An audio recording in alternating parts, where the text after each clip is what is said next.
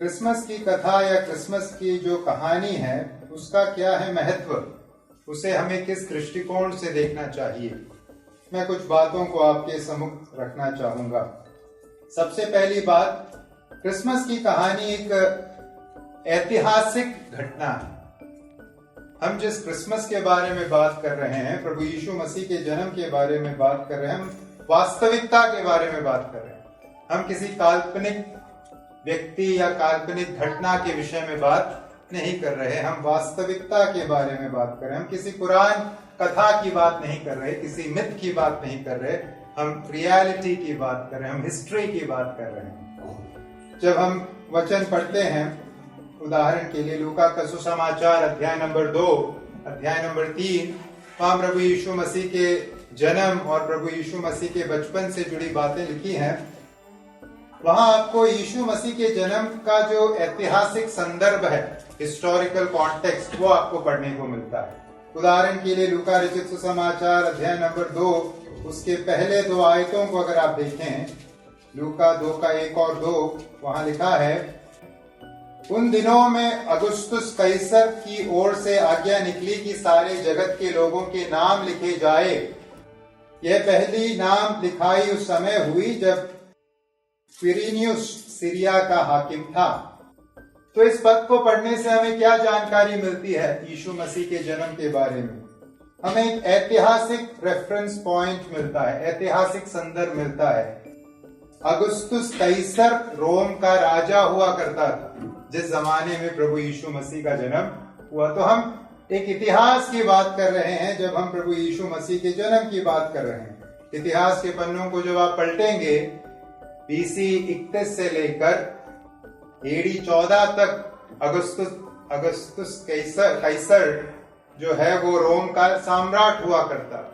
तो उन दिनों में प्रभु यीशु मसीह का जन्म हुआ। तो जो क्रिसमस की कथा है, जिसके बारे में हम जिसको हम पर्व के रूप में अभी मना रहे हैं, या जिससे जुड़े आनंद को हम मना रहे हैं, वो एक ख्याल नहीं है किसी का इमेजिनेशन नहीं है, किसी की संकल्पना नहीं है, यह एक वास्तविकता है, यह इतिहास है। तो इस बात को ध्यान में रखते हुए आइए हम इन बातों को सुने जो क्रिसमस के महत्व को उजागर करता है। दूसरी बात जो हम क्रिसमस के विषय में वचन में सीखते हैं वो है क्रिसमस की कहानी अनमोल भावनाओं की कहानी। क्रिसमस की कहानी या क्रिसमस की कथा अनमोल भावनाओं की कहानी है। हम जब अपने चारों तरफ नजर डालते हैं, जब हम अपने भीतर नजर डालते हैं, किस प्रकार की भावनाएं हमें देखने को मिलती हैं, किस प्रकार के इमोशंस हमें देखने को मिलते हैं। जब आप इस संसार के विषय में सोचते हो, अपने जीवन के विषय में सोचते हो, किस प्रकार की भावनाएं, किस प्रकार के इमोशंस हमारे अंदर हैं। जब हम चिंताओं के बारे में बात करते हैं, व्याकुलताओं के बारे में बात करते हैं, भय के बारे में, अशांति के बारे में, हम किन भावनाओं की बात कर रहे हैं? ऐसी भावनाएं जो हमारे अंदर भी है, जो हमारे चारों तरफ भी है। हम में से कौन कौन है जो चिंतित नहीं है? हम में से कोई ऐसा व्यक्ति जो व्याकुलता क्या है समझता नहीं हो? हम में से ऐसा कोई व्यक्ति जिसके अंदर किसी बात का भय नहीं है? हम में से ऐसा कोई है जो अशांति क्या है ये मालूम ही नहीं? हम में से ऐसा कोई है? हम में से ऐसा कोई नहीं है। ये ऐसी भावनाएं हैं जिससे हम परिचित हैं। जब हम अदन की वाटिका की तरफ जाते हैं, बाइबल की पहले पुस्तक की तरफ जाते हैं, हम पाते हैं कि वर्तमान संसार में जिन भावनाओं को हम देखते हैं, वर्तमान में जिन भावनाओं को हम अपने भीतर देखते हैं, जिसके विषय में भी हमने बात की, चाहे चिंता हो, भय हो, डर हो, व्याकुलता हो, जब अदन की वाटिका की तरफ हम जाते हैं, उत्पत्ति की पुस्तक अध्याय नंबर 1 और 2 में, वहां हम ऐसी भावनाओं को नहीं पाते। जिन ओरिजिनल भावनाओं के साथ, मूल भावनाओं के साथ परमेश्वर ने मनुष्य को बनाया, उसमें आप ना तो भय को पाएंगे, न चिंता को पाएंगे, न व्याकुलता को पाएंगे, न किसी प्रकार की अशांति को पाएंगे। उत्पत्ति की पुस्तक पहले 2 अध्याय में हमें क्या समझ आता है मनुष्य के भावना के बारे में, किस प्रकार की भावनाएं तब रही होंगी। वहां आदम आनंदित था या हर्ष में था, ऐसा हम कहीं कथन नहीं पढ़ते, लेकिन हम एक नाम पढ़ते हैं, उस वाटिका का नाम या उस जगह का नाम जहां परमेश्वर ने आदम और हव्वा को रखा। क्या था उस वाटिका का नाम या जगह का नाम? अदन। अदन में स्थित वाटिका। अदन जो शब्द है उस शब्द का क्या है अर्थ? अदन जो शब्द है उस शब्द का अर्थ है हर्ष और उल्लास का स्थान। हर्ष और उल्लास का स्थान, आनंद का स्थान। तो परमेश्वर ने मूल रूप से आदम और हव्वा को, मनुष्य को बनाकर जिस स्थान में रखा, उस स्थान की विशेषता क्या थी? उस स्थान में हम किस प्रकार की भावनाओं को देखते हैं? हर्ष की भावना को, आनंद की भावना को, उल्लास की भावना। वहां किसी प्रकार का भय नहीं, वहां किसी प्रकार का डर नहीं, वहां किसी प्रकार की व्याकुलता नहीं, वहां किसी प्रकार की अशांति नहीं। फिर सवाल उठता है, ये जो मूल भावनाएं जिसके अंतर्गत परमेश्वर ने मनुष्य को बनाया, बदल कैसी गई? किस प्रकार से बदली? आज हमारे मध्य ना आनंद है, ना हर्ष है, ना उल्लास है, हमारे अंदर भय है, व्याकुलताएं हैं, डर है। ये परिवर्तन कैसे आया? उत्पत्ति की पुस्तक अध्याय नंबर 3 में हम उसका उत्तर पाते हैं। पाप। आदम और हव्वा ने परमेश्वर द्वारा दिए गए आज्ञा का उल्लंघन किया, परमेश्वर के विरुद्ध पाप किया और परमेश्वर के साथ उनका संबंध टूट गया। मनुष्य जाति का परमेश्वर के साथ संबंध टूट गया और उसी के बाय प्रोडक्ट के रूप में, उसी के फल के रूप में, प्रभाव के रूप में हम क्या देखते हैं? वर्तमान अवस्था। न चैन है, न शांति है, न आनंद है, न हर्ष है, न उल्लास है। इस वर्तमान अवस्था के पीछे का कारण है वह पाप जो हमारे मूल पिता आदम ने अदन की वाटिका में किया। लेकिन अब क्रिसमस की कथा में लौटकर आइए। क्रिसमस की कथा की क्या है विशेषता? क्रिसमस की कथा मनुष्य ने जिन मूल भावनाओं को खो दिया था, जिस शांति को, जिस आनंद को, जिस उल्लास को खो दिया था, उस खोए हुए भावनाओं को लौटा कर लाने का कार्य क्रिसमस करता है, क्रिसमस की कथा करती है। हम कुछ आयतों को पढ़ेंगे। लूका रचित सुसमाचार अध्याय नंबर 2 उसके 10वें पद को पढ़कर बताइए वहां किस भावना के बारे में बात की गई। क्रिसमस की कथा, यीशु मसीह का जन्म कौन से भावना को लेकर आया? लूका 2 का 10। तब स्वर्गदूत ने उनसे कहा, मत डरो, क्योंकि देखो मैं तुम्हें बड़े आनंद का सुसमाचार सुनाता हूं। अदन की वाटिका में पाप के कारण मनुष्य ने अपने आनंद को खो दिया था, लेकिन परमेश्वर ने उस आनंद को लौटा कर लाने का कार्य किया। 14वें आयत को पढ़िए। वहां किस भावना के बारे में हम पढ़ते हैं? शांति। आकाश में परमेश्वर की महिमा और पृथ्वी पर उन मनुष्यों में जिनमें वह प्रसन्न है शांति हो। कहां खो गई थी शांति? पाप के कारण अदन की वाटिका में शांति खो गई थी। क्रिसमस की कथा उस खोई हुई शांति को वापस बहाल करने का कार्य कर रहा है। जब 20वें आयत में हम गडरियों के बारे में पढ़ते हैं, उन गडरियों को किस अवस्था में हम पाते हैं? जब उन्होंने मसीहा के जन्म के समाचार को सुना, वो किस अवस्था में है? और गडरिये जैसा उनसे कहा गया था वैसा ही सब सुनकर और देखकर परमेश्वर की महिमा और स्तुति करते हुए लौट गए। उनका हृदय संतृप्ति से भरा हुआ है, उनका हृदय खाली नहीं है, स्तुति और प्रशंसा से भरा है। तो जो भावनाएं पाप के चलते हम खो बैठे थे, जिस शांति को, जिस आनंद को, जिस संतृप्ति को, जिस उल्लास को, जिस हर्ष को हम खो बैठे थे, यीशु मसीह का जन्म उन खोए हुए भावनाओं को वापस लाने का कार्य करता है। देखिए, हमने बहुत कोशिश की इन खोए हुए भावनाओं को वापस प्राप्त करने की। मनुष्य ने पैसा कमाकर देखा, कहीं पैसे से तो मुझे शांति मिल जाए, पैसा कमाने से शायद आनंद मिल जाए, पैसा कमाने से शायद हर्ष मिल जाए, पैसा तो आ गया लेकिन शांति नहीं आई, हर्ष उल्लास भी नहीं आया। पढ़ लिख के, रिसर्च करके, पीएचडी करके शांति आ जाए, कोशिश करके देखी। कई लोगों ने डबल पीएचडी, ट्रिपल पीएचडी ली, लेकिन शांति नहीं आई। शायद मैं गांव से शहर में जाके बस जाऊं, सहूलियत के साथ रहूं, घर बना लूं, सब प्रकार के सहूलियतों को रख लूं, शांति आ जाएगी, आनंद आ जाएगा। सब कुछ करके देखा, लेकिन शांति और आनंद नहीं आया। मनुष्य वर्षों से प्रयत्न में है, इन खोई हुई भावनाओं को मैं कैसे प्राप्त करूं, लेकिन मनुष्य के सब प्रयत्नों के फल से उसे क्या मिला? शून्यता। उसे कोई फल नहीं मिला। अगर कुछ मिला तो वो यह है कि अशांति और बढ़ गई, भय और बढ़ गया, और चिंताएं, व्याकुलताएं और बढ़ गई। ऐसे एक अवस्था में जब मनुष्य फेल हो चुका है, मनुष्य अपनी सहायता स्वयं नहीं कर सकता, क्रिसमस की कथा, क्रिसमस की कहानी उम्मीद के किरण के रूप में हमारे जीवन में आती है। जहां हम फेल हो गए, जिसको हम करने में परास्त हो गए, परमेश्वर ने वो कार्य हमारे लिए किया। हमें उस मूल अवस्था में लौटा कर ले जाने के लिए वह इस संसार में आया। तो दूसरी बात जो आपके सम्मुख में रखना चाहता हूं वो यही है, क्रिसमस की कहानी अनमोल भावनाओं की कहानी।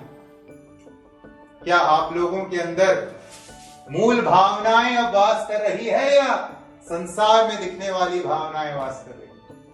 क्रिसमस की कथा का क्या आपके जीवन में अनुभव या उसके आशीष का अनुभव हुआ है? ये सवाल आइए हम अपने आप से पूछें। तीसरी बात क्रिसमस की कथा की विशेषता के संदर्भ में जो आपके सम्मुख में रखना चाहता हूं वो है, क्रिसमस की कथा एक अनोखे जन्म की कथा है। क्रिसमस की कथा एक अनोखे जन्म की कथा है। जन्म एक ऐसा शब्द है, जन्म एक ऐसी वास्तविकता है जो सबसे सामान्य वास्तविकता है। मैं एक सर्वे पढ़ रहा था, उसके अनुसार थोड़ा पुराना सर्वे है, एक दिन लगभग 4 लाख शिशु इस संसार में पैदा होते हैं। एक दिन लगभग 4 लाख शिशु इस संसार में जन्म लेते हैं।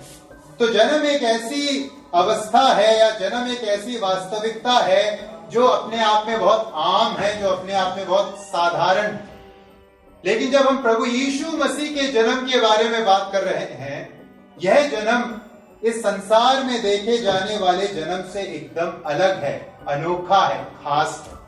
हम सब ने भी संसार में जन्म लिया, प्रभु यीशु मसीह ने भी 2000 वर्ष पहले संसार में जन्म लिया, लेकिन इन दोनों जन्मों के बीच हम किसी प्रकार के कॉमनैलिटी को या समानता को नहीं पाते। प्रभु यीशु मसीह का जन्म एक अनोखा जन्म है। क्रिसमस की कथा एक अनोखे जन्म की कथा है। क्यों है प्रभु यीशु मसीह का जन्म अनोखा? कई कारण है जो हम पवित्र शास्त्र बाइबल में पढ़ते हैं। पहला कारण, प्रभु यीशु मसीह का जन्म एक भविष्यवाणी के अंतर्गत हुआ जन्म है। एक प्रोफेसाइड बर्थ, भविष्यवाणी के अंतर्गत हुआ जन्म। सबसे पहली भविष्यवाणी प्रभु यीशु मसीह के जन्म के बारे में हम कहां पढ़ते हैं? उत्पत्ति 3:15, पहला सुसमाचार। स्त्री के वंश में स्त्री का वंश उत्पन्न होगा और वो सर्प के सर को कुचलेगा। यह है पहला सुसमाचार। अदन की वाटिका में जब पाप प्रवेश करता है, उसी वक्त पाप के संदर्भ में परमेश्वर ने क्या दिया? पहला सुसमाचार। उसके बाद जैसे किसी ने कहा, यशाया की पुस्तक, यशाया भविष्यद्वक्ता के द्वारा उस स्त्री के वंश के बारे में और जानकारी दी गई। यशाया 7:14, उसमें क्या लिखा है? धन्यवाद। एक कुमारी गर्भवती होगी और पुत्र जनेगी और उसका नाम इम्मानुएल रखेगी। और क्लैरिटी मिलती है इस जन्म के बारे में। स्त्री के वंश में कोई जन्म लेगा, कुमारी या कुंवारी के गर्भ से जन्म लेगा। फिर मीका 5:2 जब हम पढ़ते हैं और हमें उसकी जानकारी मिलती है ये किस प्रकार का जन्म होने वाला है। मीका 5:2, वहां क्या लिखा है? यीशु मसीह कुमारी के गर्भ से पैदा होगा। मीका 5:2 में और जानकारी जोड़ी गई है। किस शहर में पैदा होगा? बेथलेहम में पैदा होगा। और किस गोत्र में होगा? यहूदा में होगा। कौन होगा? अनादिकाल से अस्तित्व रखने वाला होगा। प्रभु यीशु मसीह का जन्म हम क्या देख रहे हैं? प्रभु यीशु मसीह का जन्म अनोखा जन्म है, क्योंकि वो भविष्यवाणी के अंतर्गत हुआ जन्म है। हमें मालूम है जब कोई बड़ा व्यक्ति आता है, मान लीजिए प्रधानमंत्री आ रहे हैं, क्या होगी? उससे पहले घोषणा होगी, उससे पहले तैयारी होगी। अब सृष्टिकर्ता परमेश्वर अगर इस संसार में आ रहा है तो क्या होगी? घोषणा होगी, तैयारियां होगी। और कब से तैयारी चल रही है? अदन की वाटिका से तैयारी चल रही है, घोषणा चल रही है। इसलिए प्रभु यीशु मसीह का जन्म अनोखा है। दूसरी विशेषता क्यों प्रभु यीशु मसीह का जन्म अनोखा है? यीशु मसीह का जन्म अनोखा है क्योंकि यीशु मसीह का जन्म का अर्थ है दिव्य आगमन। यीशु मसीह के जन्म का अर्थ है दिव्य आगमन, ईश्वर का आगमन। देखिए, किसी भी जन्म की क्या होती है विशेषता? साधारण जन्म की विशेषता। मैंने और आपने संसार में जन्म लिया, इसकी क्या है विशेषता? जब किसी का जन्म होता है उसके अस्तित्व की शुरुआत होती है। जब किसी का जन्म होता है उसके पहचान की शुरुआत होती है। हमारे जन्म से पहले ना तो हमारा अस्तित्व था, ना हमारी पहचान थी। लेकिन जब प्रभु यीशु मसीह के जन्म के बारे में हम सोचते हैं, प्रभु का जन्म ऐसा नहीं था। प्रभु के जन्म के साथ ना तो उनके अस्तित्व की शुरुआत हुई, ना उनके पहचान की शुरुआत हुई। कौन था जो 2000 वर्ष पहले इस संसार में जन्म लेकर आया? यीशु मसीह के इस जन्म के लिए जो बाइबल में जो शब्द इस्तेमाल किया गया है वो है सबसे उपयुक्त शब्द। कौन सा है शब्द जिसका इस्तेमाल बाइबल में यीशु के जन्म के लिए किया गया है? यूहन्ना 1:14, देहधारी। वचन देहधारी हुआ। वचन ने जन्म लिया नहीं लिखा, वचन क्या हुआ? देहधारी हुआ, इनकारनेशन। प्रभु यीशु मसीह का जन्म एक जन्म नहीं है मेरे और आपके जैसे, जहां अस्तित्व की शुरुआत हो रही है, पहचान की शुरुआत हो रही है। प्रभु यीशु मसीह के जन्म की खासियत है अनादिकाल के परमेश्वर ने एक और नेचर या स्वभाव अपने ऊपर ले लिया। सृष्टिकर्ता परमेश्वर देहधारी होकर मनुष्य रूप धारण करके संसार में आया। यूहन्ना रचित सुसमाचार उसके पहले अध्याय के पहले 5 आयतों को जब हम पढ़ते हैं, वहां संक्षिप्त रूप से लिखा गया है ये कौन है जो देहधारी होकर आया। वचन की क्या है विशेषता जो देहधारी होकर इस संसार में आया? यूहन्ना 1:1 हम क्या पढ़ते हैं वहां? आदि में वचन था। इससे क्या मतलब? वचन क्या हुआ? फिर क्या समझते हैं हम वचन के बारे में? जब आदि में वचन था पढ़ते हैं, इस वचन या इस कथन के जैसे और कौन से कथन को हम पढ़ते हैं बाइबल में? उत्पत्ति 1:1, आदि में परमेश्वर, आदि में वचन। मतलब वचन के दिव्य होने की पहचान वहां व्यक्त की गई है। अनंत काल का वचन, अनंत काल का परमेश्वर। वचन परमेश्वर था, वचन परमेश्वर था। इससे अधिक हमें और कुछ वहां देखने की जरूरत नहीं है। और वचन परमेश्वर के साथ था, मतलब वचन पिता के संबंध में था। हम किस परमेश्वर पर विश्वास करते हैं? हमारे परमेश्वर की क्या है विशेषता? त्रिएक। हमारे परमेश्वर की क्या है विशेषता? त्रिएक परमेश्वर, पिता, पुत्र और पवित्र आत्मा। परमेश्वर कितने हैं? एक है, लेकिन व्यक्तित्व कितने हैं? 3 है। एक परमेश्वर, 3 पहचान। तो आदि में वचन था, वचन परमेश्वर के साथ था, और वचन परमेश्वर था और वचन परमेश्वर के साथ था। साथ था से मतलब क्या है? पिता के साथ पुत्र वास करता था। अनंत संबंध में, त्रिएकता के अनंत संबंध में कौन था? वचन था। और यही वचन देहधारी होकर इस संसार में आया। तो क्या है वचन की विशेषता? क्या है उस व्यक्ति की विशेषता जो देहधारी होकर आया? वो ईश्वरीय है, वो परमेश्वर है, वो 100% क्या है? परमेश्वर। तो यीशु मसीह के जन्म की विशेषता क्या है? अनोखी बात क्या है? 100% परमेश्वर 100% मनुष्य बनकर इस संसार में आया। यह है प्रभु यीशु मसीह के जन्म की दूसरी विशेषता। तो हम क्या सीख रहे हैं? प्रभु यीशु मसीह का जन्म या क्रिसमस की कथा एक अनोखे जन्म की कथा है। यीशु मसीह का जन्म एक साधारण जन्म नहीं है। यीशु मसीह का जन्म एक भविष्यवाणी के तहत हुआ जन्म है। यीशु मसीह का जन्म ईश्वर का देहधारी होकर मनुष्यों के बीच पधारना है। इन बातों के अंतर्गत हम देखते हैं यीशु मसीह का जन्म, क्रिसमस की कथा एक अनोखे जन्म की कथा है। तीसरी बात जो मैं आपके सम्मुख रखना चाहता हूं क्रिसमस की कथा की विशेषता के बारे में, क्रिसमस की कथा मनुष्य की सबसे बड़ी आवश्यकता को पूरा करने के लिए परमेश्वर का ऑफर है।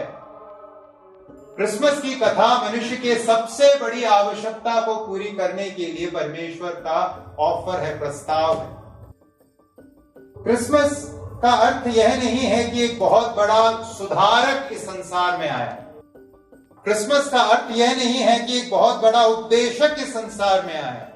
क्रिसमस का अर्थ यह नहीं है कि एक बहुत बड़ा आश्चर्य कर्म करने वाला इस संसार में आया। ये सब सही है।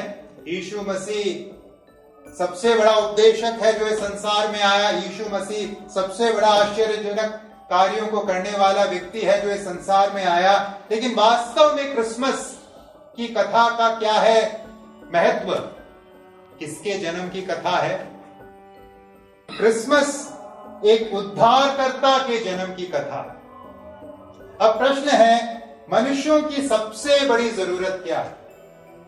मेरी और आपकी सबसे बड़ी जरूरत क्या है? जब अदन की वाटिका में आदम ने पाप किया, मुझ पर आप पर उस पाप का क्या प्रभाव पड़ा? जब आदम ने पाप किया, जब पेड़ के जड़ में बीमारी आ जाती है, पूरा पेड़ क्या हो जाता है? बीमार हो जाता है। जब मनुष्यों का जो मानव जाति का जो जड़ है आदम में पाप आ गया तो मानव जाति क्या हो गई? पापी हो गई। मनुष्य की सबसे बड़ी जो आवश्यकता है वो है पाप नामक रोग से छुटकारा। हम सब कौन हैं? पापी हैं। रोमियो की पत्री अध्याय नंबर 2 में मानव जाति का एक सीटी स्कैन दिया गया, आत्मिक सीटी स्कैन। कैसा है मनुष्य, उसका एक बहुत लंबा विवरण वहां दिया गया है। कैसे हैं मैं और आप स्वर्ग की दृष्टि में? जब स्वर्ग हमको देखता है, हमारे हृदय को परखता है, क्या पाता है मुझ में और आप में? सरदर्द या पैर दर्द या कमर दर्द? क्या पाता है स्वर्ग हमें? आइए पढ़ें रोमियो की पत्री अध्याय नंबर 3। क्या है मनुष्य की समस्या या मनुष्य की अवस्था? 10 से आगे जैसा लिखा है, कोई धर्मी नहीं, एक भी नहीं, कोई समझदार नहीं, कोई परमेश्वर का खोजने वाला नहीं। सब भटक गए हैं, सबके सब निकम्मे बन गए हैं, कोई भलाई करने वाला नहीं, एक भी नहीं। उनका गला खुली हुई कब्र है, उन्होंने अपने जीभों से छल किया है, उनके होंठों में सांपों का विष है, उनका मुंह श्राप और कड़वाहट से भरा है, उनके पांव लहू बहाने को फुर्तीले हैं, उनके मार्गों में नाश और क्लेश है, उन्होंने कुशल का मार्ग नहीं जाना, उनकी आंखों के सामने परमेश्वर का भय नहीं। ये किसके बारे में विवरण है? इस समाज के सबसे बुरे व्यक्ति के बारे में है ये विवरण या और किसी के बारे में है ये विवरण? डॉक्टर के पास जाते हैं तो क्या कहते हैं? सब बीमार हैं या मैं बीमार हूं? हम अपनी बीमारी के बारे में सोचते हैं। तो ये विवरण किसका है? किसके लिए है? मेरे लिए है। हम बीमार है। जब स्वर्ग हम पर दृष्टि डालता है, हमें क्या देखता है? पाप की बीमारी। भाई और बहनों, हमने इस पाप की बीमारी को कितने गंभीरता से लिया है। पाप की बीमारी जो है सबसे गंभीर समस्या है मेरे लिए और आपके लिए। क्यों? क्योंकि संसार में जो भी बीमारियां हैं उनका प्रभाव केवल 70-80 वर्ष तक रहेगा, लेकिन पाप की बीमारी का प्रभाव कब तक रहेगा? अनंत काल तक रहेगा। कोई समय सीमा नहीं है, यहां भी वहां भी, मृत्यु के इस पार भी मृत्यु के उस पार भी पाप नामक बीमारी का जो प्रभाव है वो बना रहेगा। इसलिए पाप की बीमारी मेरे लिए, आपके लिए सबसे गंभीर बीमारी है। क्यों? क्योंकि पाप हमें परमेश्वर से दूर करके कहां ले जाता है? नरक ले जाने का कार्य करता है। किस किस को? हर एक को, जिसके अंदर ये पाप की बीमारी है। और किस किस में है पाप की बीमारी?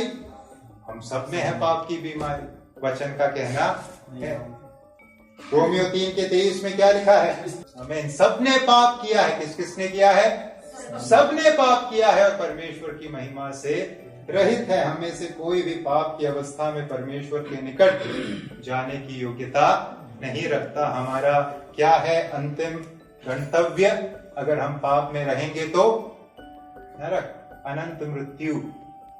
प्रकाशित वाक्य की पुस्तक उसके 20वें अध्याय के 14वें और 15वें आयत में, बाइबल की आखिरी पुस्तक प्रकाशित वाक्य, वहां हम आग की झील के बारे में पढ़ते हैं। वो है अंतिम पड़ाव, आग की झील। आपको मालूम है बाइबल में किसने सबसे अधिक नरक के बारे में बात कही? पौलुस ने, पतरस ने, किसने? यीशु मसीह ने। सबसे ज्यादा किसने चर्चा की है नरक के बारे में? नरक बनाने वाले ने। किसने नरक बनाया है? परमेश्वर ने। सबसे ज्यादा जानकारी किसके पास होगी? परमेश्वर के पास। जानकारी कौन दे रहा है बाइबल में? परमेश्वर दे रहे, यीशु मसीह दे रहे। क्योंकि प्रभु को मालूम है वो नरक कैसा है, इसलिए उस नरक से बचाने के लिए उद्धारकर्ता इस संसार में देहधारी होकर आया। भाई और बहनों, हमारी सबसे बड़ी आवश्यकता है उद्धार, पापों से उद्धार। हमने संसार में सब कुछ पा लिया। प्रभु यीशु मसीह ने जो प्रश्न पूछा था, अगर किसी व्यक्ति ने मान लीजिए संसार में सब कुछ पा लिया लेकिन अपने प्राण को गवा दिया, नरक में चला गया, क्या लाभ? क्या हासिल कर लिया? कुछ हासिल नहीं किया। इसलिए हमारी जो सबसे बड़ी आवश्यकता है वो है पाप से छुटकारा। और उसी पाप से छुटकारे को मुझे और आपको देने के लिए यीशु मसीह संसार में देहधारी होकर आए। जिस चिंता की बात हमने की, भय की बात हमने की, डर और व्याकुलता की बात हमने की, जो पाप के कारण मेरे और आपके जीवन में आया, जिसे हम दूर नहीं कर पा रहे थे, उस पाप की उस अवस्था से मुझे और आपको निकालने के लिए उद्धारकर्ता इस संसार में आया। और उसने क्या किया? किस प्रकार से उसने हमें उद्धार देने का काम किया?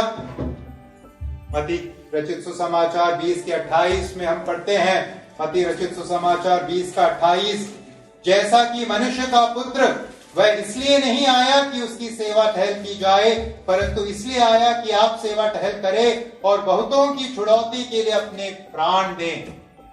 प्रभु यीशु मसीह ने मुझे और आपको उद्धार देने के लिए, पापों के उस गंभीर और भयंकर परिणाम से बचाने के लिए क्या किया? मेरे पापों का, आपके पापों का दंड अपने ऊपर लिया। हमारा स्थान यीशु मसीह ने ग्रहण किया और कलवरी के क्रूस पर उसने क्या किया? अपना प्राण बलिदान किया। हमारा प्रभु मारा गया, गाड़ा गया और तीसरे दिन मृत्यु को हराकर मृत्युंजय होकर जी उठा। और उद्धार का मार्ग समस्त मानव जाति के लिए परमेश्वर ने क्या कर दिया? तैयार कर दिया। क्रिसमस की कथा क्या हमें बताती है? मनुष्य की सबसे बड़ी आवश्यकता को पूरा करने के लिए परमेश्वर ने प्रस्ताव रखा है, परमेश्वर ने रास्ता बनाया है। आखिरी बात जो मैं आपके सम्मुख रखना चाहता हूं वो है, क्रिसमस की कहानी एक प्रतिक्रिया मांगती है। क्रिसमस की कथा एक प्रतिक्रिया मांगती है। प्रतिक्रिया मतलब रिस्पॉन्स। क्रिसमस की कथा एक ऐसी कथा है जिसको सुनकर जानकर आप तटस्थ नहीं रह सकते, आप न्यूट्रल नहीं रह सकते। या तो आप हां कहेंगे या तो आप ना कहेंगे। परमेश्वर ने मनुष्य की सबसे बड़ी आवश्यकता के लिए ऑफर रखा है, प्रस्ताव रखा है। या तो हमें उसे स्वीकारना है या हम उसे क्या करेंगे? ठुकराएंगे। क्रिसमस की कहानी एक प्रतिक्रिया मांगती है। क्रिसमस की कथा ने, क्रिसमस की कहानी ने संसार को 2 भागों में विभाजित कर दिया है। यूहन्ना रचित सुसमाचार उसके पहले अध्याय को जब हम पढ़ते हैं, इस संसार को 2 भागों में बटा हुआ पाते हैं। 2 प्रकार के लोग हैं संसार में। कौन कौन से? पहला प्रकार है यूहन्ना 1:10। वो कौन से लोग हैं? जगत ने उसे नहीं पहचाना। पहला ग्रुप कौन सा है? पहली कैटेगरी कौन सी है? ऐसे लोग जिन्होंने क्रिसमस की कथा को सुनने के बाद यीशु को क्या नहीं किया? नहीं पहचाना। क्या बाइबल की भाषा में कहेंगे ग्रहण नहीं किया। दूसरा समूह कौन सा है? 12 में, परंतु जितनों ने उसे ग्रहण किया। क्रिसमस की कथा ने मानव जाति को 2 भागों में विभाजित कर दिया। एक भाग जितनों ने उसे ग्रहण किया, दूसरा भाग जितनों ने उसे ग्रहण नहीं किया। मैं और आप किस समूह में आते हैं? ग्रहण करने वालों के समूह में, रिजेक्ट करने वालों के समूह। हम किस समूह में आते हैं? यीशु मसीह को ग्रहण करने से क्या है तात्पर्य? 12 में लिखा है, परंतु जितनों ने उसे ग्रहण किया। यीशु मसीह को ग्रहण करने से क्या है तात्पर्य? कैसे हम ग्रहण करते हैं यीशु मसीह? क्या करना होगा? 12वें आयत में ही लिखा है, परंतु जितनों ने उसे ग्रहण किया उसने उन्हें परमेश्वर की संतान होने का अधिकार दिया, अर्थात जो उसके नाम पर विश्वास रखते हैं। यीशु मसीह को ग्रहण करने का मतलब क्या है? विश्वास करना। यीशु मसीह पर अपने विश्वास को रखना। क्या विश्वास करना है यीशु मसीह को ग्रहण करने के अंतर्गत? यीशु मसीह को ग्रहण करने के अंतर्गत यीशु मसीह के उस दिव्य पहचान पर अपने विश्वास को रखना होगा। कौन है यीशु? सृष्टिकर्ता परमेश्वर, अनादिकाल का परमेश्वर, जो समय की सीमा में मानव रूप धारण करके प्रवेश किया।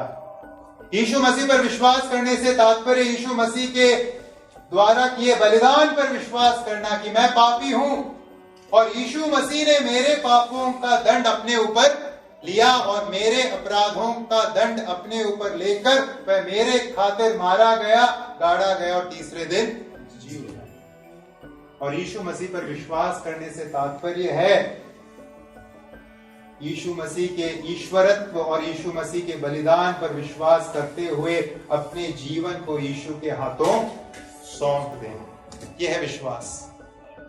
यीशु परमेश्वर है, यीशु मेरा उद्धार करता है, यीशु मेरा मालिक है। आप लोगों के जीवन में यीशु कौन है या क्या है? परमेश्वर, उद्धारकर्ता और मालिक। किसके हाथों में है आपके जीवन का काबू? किसको दिया है अपने जीवन की चाबी? यीशु के हाथों सौंप दी है या और कहीं रखी है? तो क्या है विश्वास करने से तात्पर्य? ग्रहण करने से तात्पर्य विश्वास करना। किस किसने विश्वास किया है?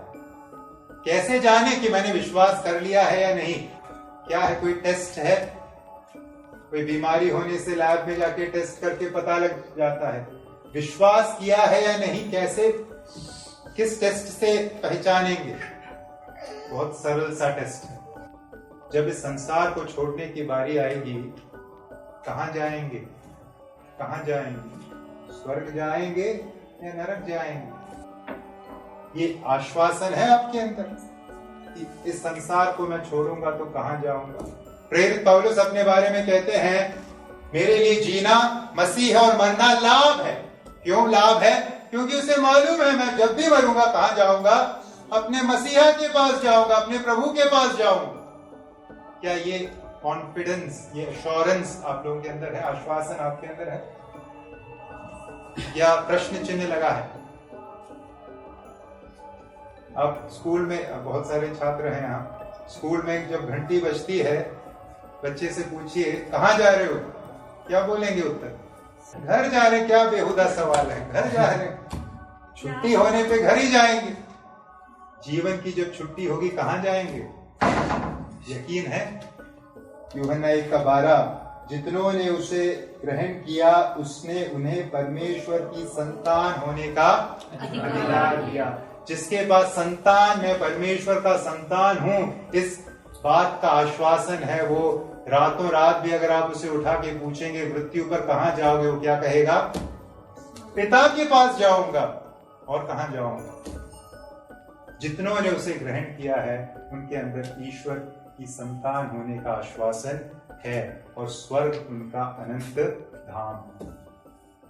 तो आइए हम अपने आप को परखें, हम कौन से ग्रुप में आते हैं, ग्रहण करने वाले या सुनकर बैठे लोगों में। तो आज हमने क्या सीखा? क्रिसमस की कथा के विषय में हमने कुछ बातों को सीखा। क्रिसमस की कथा एक कहानी नहीं है, मनुष्य द्वारा बनाई हुई कहानी नहीं, ऐतिहासिक घटना है। इसे हम नजरअंदाज नहीं कर सकते। इतिहास है। अगर मनगढ़ंत कहानी होती, पुराण कथा होती तो आप इसे नजरअंदाज कर सकते थे, कुछ आपका बिगड़ता नहीं। लेकिन ये ऐतिहासिक घटना है, सच्चाई है, वास्तविकता है। इस पर गौर फरमाइए। दूसरी बात हमने सीखी, क्रिसमस की कथा, क्रिसमस अनमोल भावनाओं की कथा है। परमेश्वर हमारे जीवन का कायाकल्प करना चाहता है। वो हमारे जीवन को उन मूल भावनाओं से भरना चाहता है जिससे हम पाप के कारण, जिसे हम खो बैठे थे। अगर आपको वो चाहिए, क्रिसमस की कथा को अपने जीवन में अपनाइए। तीसरी बात हमने सीखी, एक अनोखे जन्म की कथा। यीशु मसीह साधारण नहीं है। मनुष्य थे लेकिन ईश्वर था जो मनुष्य बनकर आया। 100% परमेश्वर, 100% मनुष्य। और आखिर में हमने सीखा, उसके बाद चौथा पॉइंट हमने सीखा, यह मनुष्य की सबसे बड़ी आवश्यकता को पूरा करने के लिए परमेश्वर का ऑफर है। सबसे बड़ी मेरी और आपकी आवश्यकता है पाप से मुक्ति। इसीलिए उद्धार करता इस संसार में आया। और आखिर में हमने सीखा, हमें एक प्रतिक्रिया देने की जरूरत है। हम तटस्थ नहीं बैठ सकते, न्यूट्रल नहीं बैठ सकते। तो आइए, अगर अब तक हमने प्रतिक्रिया नहीं दी, आज यीशु मसीह को अपना हृदय दें। यीशु मसीह मेरे पापों के लिए संसार में आया, परमेश्वर मनुष्य बनकर आया, मेरे लिए वह क्रूस पर मारा गया, गाड़ा गया, तीसरे दिन जी उठा। मैं अपना जीवन प्रभु को सौंपता हूं। यह विश्वास आइए अपने मन में करें। और अगर हम पहले से इस ऑफर को अपना चुके हैं, आइए हम इस ऑफर के बारे में और लोगों को बताएं, क्योंकि कई लोग हैं जो अभी भी चिंता में, व्याकुलता में, डर में, भय में जीवन जी रहे हैं। आइए प्रभु के आनंद और शांति का समाचार उन्हें जाकर दें। प्रभु के नाम की महिमा।